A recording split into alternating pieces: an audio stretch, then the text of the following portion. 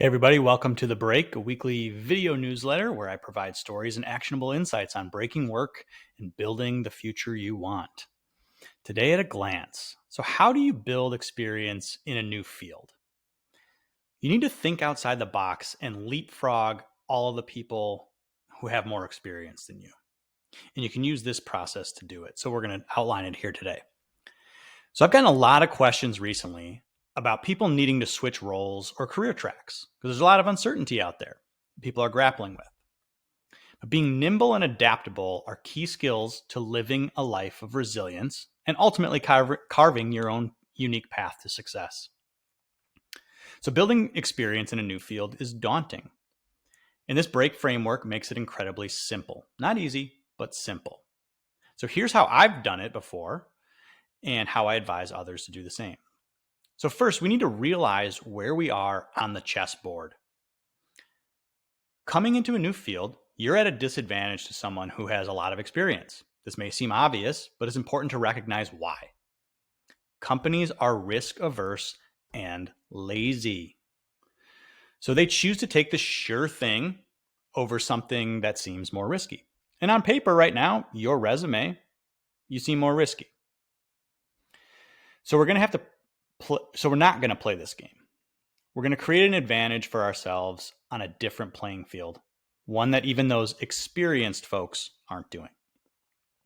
So here's how to break into another field with no experience. Want to change careers? You don't need the right experience. You need to demonstrate your previous work product and show you are a learning machine with a unique point of view to cut through the noise.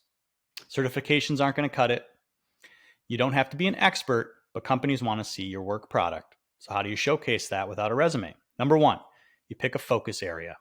If you want to break into tech sales, you should be talking about tech and sales, learning about those things.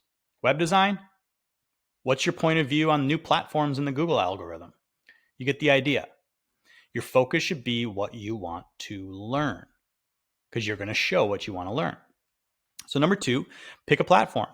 LinkedIn is an obvious choice, but it could be Medium, Substack, could be a website, could be a lot of different places. Okay, but you need some platform to showcase your learning and your work.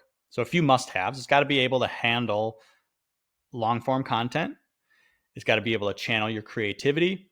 It's got to be able to handle text, video, images, etc. And it has to have some type of discoverability. The people that you are looking for are hiring managers. They need to be able to see this somehow. Okay. So number three, commit to producing around 15 pieces of content on what you learn. Why? Because you can cover 80% of a big topic in 15 pieces, depending on how detailed you get. So don't worry about the weeds. Leave all of the weeds for the experts who want to split hairs. Okay. They're not creating anything in public anyway. You can learn the next 20% after you get the job, but cover 80% in a few big pieces. Keep it broad and simple and show your learning. Number four is set a deadline.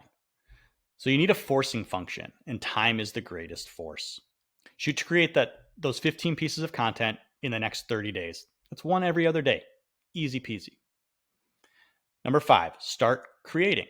Just go. Your first one won't be perfect, but starting is the biggest hurdle. Give yourself permission to learn what you need to learn along the way. Number six is use each piece of content as an experiment. In Advantage Mapping, we talk about this experimental mindset all the time. So write a long post for one, make a video for another. Think of a problem from a different point of view for even another one. Each experiment is a chance to learn a new skill and showcase your range. Number seven, once you have this content up, people need to see it. So you got to point your networking contacts and hiring managers that you're going after to your work. So if you're already networking on LinkedIn, you kind of get this. But if not, you need to pinpoint people you want to talk to. You need to craft a great message that builds connection. You need to share your thoughts and what you're trying to accomplish. And then link to your work and ask for their thoughts. Create a dialogue. So why does this work? One is you're learning as you go and showcase to a hiring manager that you have some courage to learn in public. You get comfortable shooting first and aiming later. It's a valuable skill for managing change. 3 is you build confidence in your ability to learn, and you build momentum that way. And 4, by sharing publicly, you're networking without even trying. Like people will find and discover you and help you. Here's to investing in ourselves and becoming more adaptable and resilient. We'll see you next week.